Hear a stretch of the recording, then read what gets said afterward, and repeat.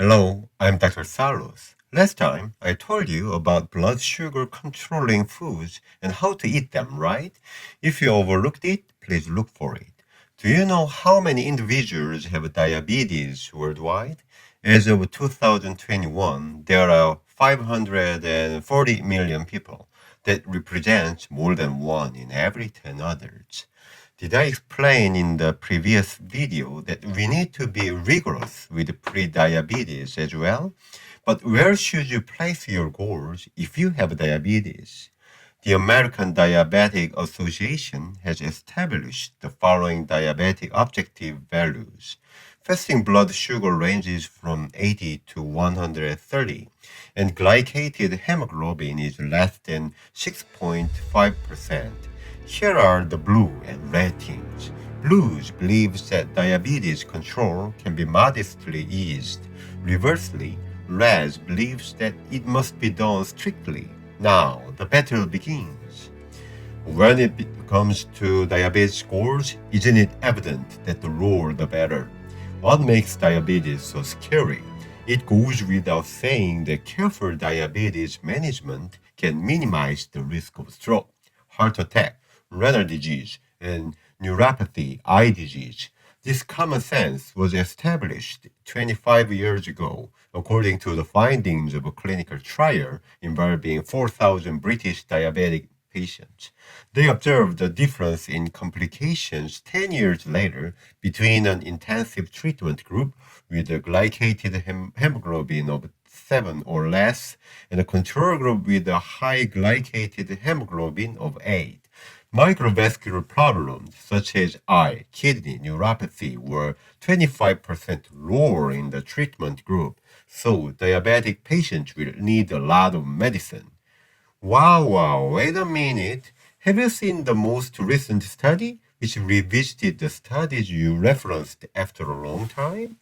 Microvascular problems were only found in intermediate signs such as loss of nerve reflexes and microalbuminuria, not in end consequences such as vision loss, neuropathic complaints, or dialysis. Just because A causes B and B causes C does not mean that A causes C.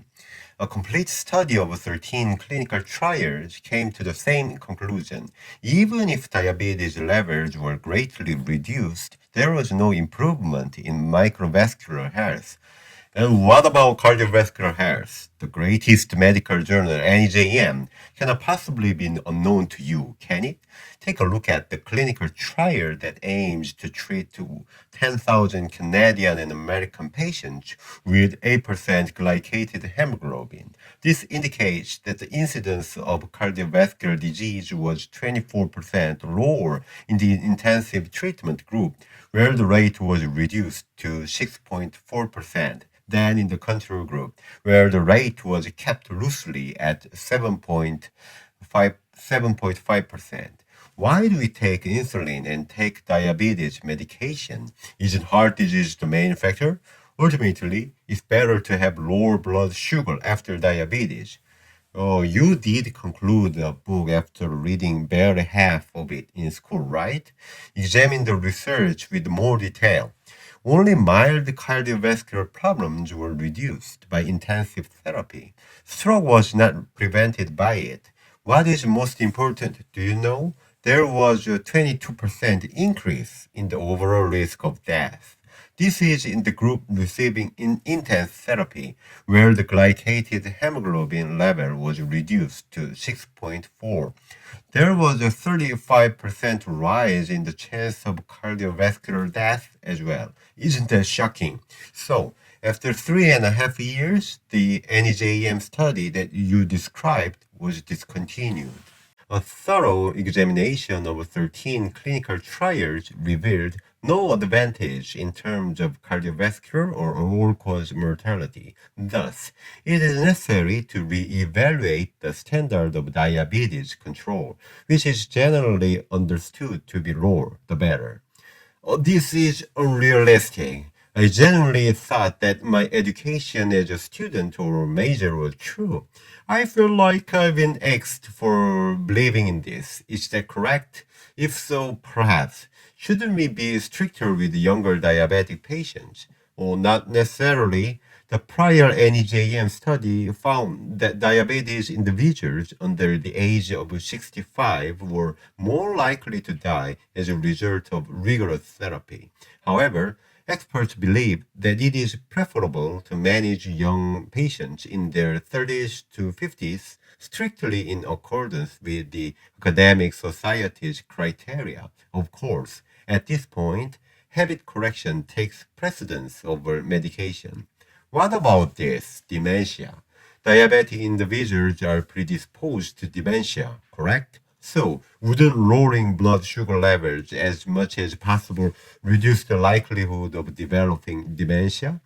Wrong again. When thoroughly examined, the deterioration in cognitive function in the intensive therapy group could not be restored.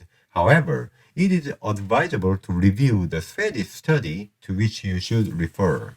When glycated hemoglobin levels are 7.5 or higher in adults over the age of 60, the risk of dementia increases 2 to 3-fold. Now, can you guess which team will win the decision? I have something to emphasize. In order to give the intensive treatment, the number of medications must rise, and insulin treatment must be introduced. If medicines are used excessively, they will undoubtedly cause harm. You must evaluate it against the benefits and use it wisely. Patients who are undergoing intensive diabetes therapy may have two anxieties. First, low blood sugar. Severe hypoglycemia increases 2 to 3 times when you use medications, injections to reduce your blood sugar. Low blood sugar, like high blood sugar, raises cardiovascular risk. It also raises the risk of cognitive impairment, falls, and fractures. This could be the primary cause for eliminating the benefit of overall mortality risk. Second, intensive diabetes treatment doubles weight gain of more than 10 kilograms. We are all aware of the dangers associated with obesity, right? Another side effect of strict blood sugar control is sometimes missed. In other words, the treatment burden reduces one's quality of life. If you take a lot of medication, the number rises. The size is also quite large, making it difficult to wear around the neck. How annoying are insulin injections? You may also need to monitor your blood sugar levels more regularly. How aggravating is this? The number of visits to medical staff increases, the cost of tests and treatments also rises. They believe the lower the diabetic level, the better. So, are you interested in the quality of life of those who undergo Spartan management? Although it is minor, it is reported to be akin to having a stroke. Statins used in cholesterol treatment should be limited, not extended. As I have stated, the same goes with diabetes. Let us figure it out. Unlike pre-diabetes, which required strict treatment, diabetes requires less stringent regulation of levels. Anything under 6.5% of glycated hemoglobin can be hazardous. In conclusion, a hemoglobin level of 7 to 8% and a fasting blood sugar level of 130 to 180 are considered moderation. The figure is significantly higher than the academic society's norms, correct?